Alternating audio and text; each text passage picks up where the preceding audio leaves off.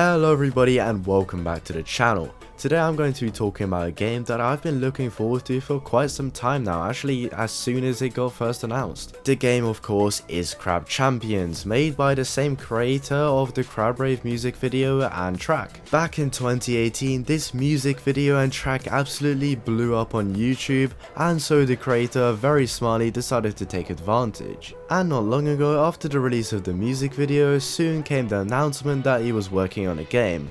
As it released on April the 1st, I'm not sure if this was supposed to be an April Fool's prank, I'm guessing it was, but it definitely turned serious in the end, as the game is now coming up to its full release very soon. As of making this video, the game is still in early access, as it has been all the way back from April, which was a big surprise to me because I thought this game only just released even for early access. But anyway, moving on, the game is now here and it is very much enjoyable, and a lot of new people are actually starting to check it out for the first time, so I thought it'd be the perfect time to make a tips video. If you're planning on simply just loading up the game and going through an easy playthrough, then maybe this video isn't for you because, well, easy mode shouldn't really need tips at all. You kind of just shoot at the enemy, avoid some projectiles, and you pretty much win. However, if you're a beginner player or a more seasoned player wanting to check out some of the harder modes such as Nightmare, then this video will definitely come in handy. So without further ado, here's a couple of tips that will definitely help you along the way and in turn make your gameplay a lot more enjoyable. One of the most fundamental and also funnest aspects of Crab Champions is how mobile you are. The crab that you play as is absolutely rapid, they can jump, flip and even slide, so make sure you use that to your advantage. It's always crucial to keep on moving because it plays a massive role in helping you avoid the enemies in the game. Staying as mobile as possible and utilizing the game's movement mechanics literally is the best approach that you can take to avoid getting killed or losing control. You do have to keep in mind that there is a decent amount of swarm enemies in this game, and especially on Nightmare mode, they can be very overwhelming and even the little tiny crabs can deal insane amounts of damage.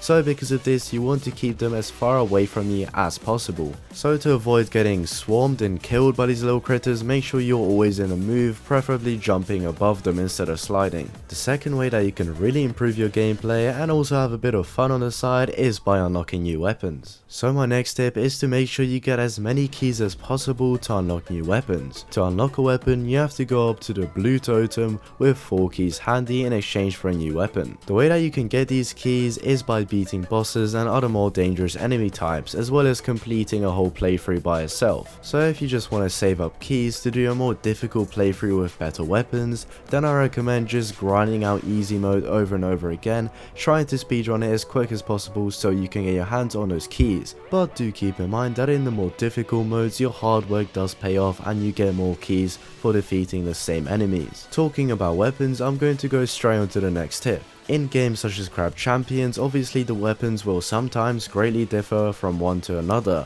and they also differ in how good they are. So the reason I told you guys to go out grinding for these keys to getting more weapons, they are randomized by the way, you can actually choose what weapon to get, but anyway, there are better weapons and worse weapons. Although in all fairness, the starting 2 weapons you get, the double shotgun and the auto rifle, aren't that bad themselves. Actually, on many people's lists of the best weapons in the games, the dual shotties are quite high, including my one. This is resulting from their high damage output, as well as having a relatively big ammo count and having a quick fire rate. The auto rifle, while being quite low on the list, is decent for beginners and for range it's not too bad. Personally, I would say that the auto shotgun, the cluster launcher as well as the blade launcher are the best weapons in the game. So when you go ahead rolling for weapons, you'll know that when you get these 3, you're gonna have a good time. These are very good weapons. This next tip is going to be around the different totems in Crab Champions and what kind of buffs and risks they come with. In Crab Champions, there is a total of 9 totems, each giving you a special advantage. This helps to add some depth into the game, making it more interesting and replayable. However, using some totems can come with drawbacks. For example, the Greed totem offers useful buffs but also has downsides. For instance, the Insurance Bird gives you more health, 200, but that results in you having to give up all your crystals. Knowing when to use each of these totems is definitely crucial for success. Now, this should be kind of obvious, but the next tip is going to be always look around for when the enemies are spawning and where. Preferably, you should always have eyes on and a good POV on the enemies in front of you, never letting them out of your sight. Because many times the reason that will get you killed is you simply aren't looking around enough and you're getting getting killed by projectiles or even melee attacks coming from behind. For example, the first enemy type you meet in the game, the red crabs, which are only limited to melee attacks by the way, will chase you no matter what, even if you're quite far away. As they are only limited to melee attacks, they do need to get close to do some damage, so they will sometimes leap at you while swiping with their claws. So just make sure you always have these enemies in front of you so you don't get a nasty little surprise flank. Another useful tip is making sure that you have completely looked around the island even after you have defeated all of the enemies. There are two primary types of arenas in the game, standard and survival. In the standard arena,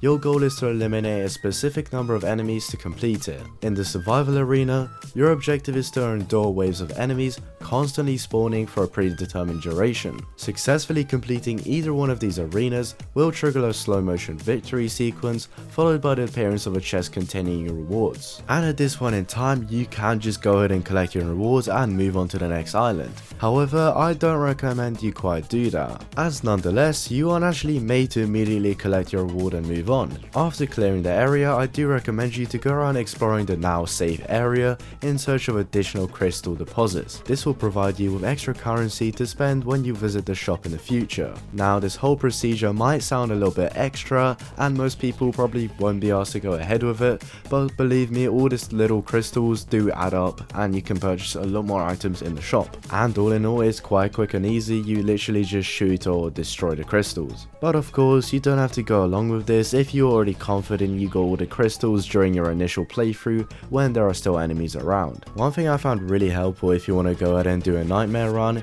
is always to prioritize any type of speed chests or speed upgrades over anything health wise, just because movement speed and extra dashes pretty much makes you immortal. And while this is more of an end game thing, always make sure you have the best armor equipped. Armor is especially useful because, as I said before, speed should be prioritized over health, so getting shield and armor in later rounds will help make up for the lack of health. There are quite a few elemental options in Crab Champions, but I think one is definitely the best of all.